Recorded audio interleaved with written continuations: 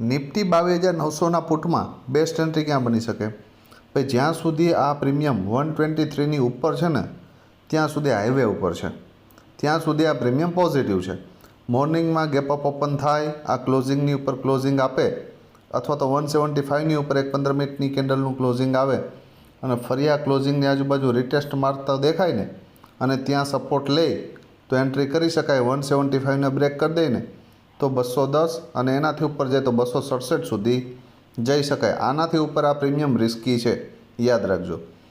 બીજી એક best opportunity કે મોર્નિંગમાં જો 123ને આ બ્રેક કરી દે બરાબર, તો પછી આની જગ્યા 24થી લઈ અને 45 સુધી છે.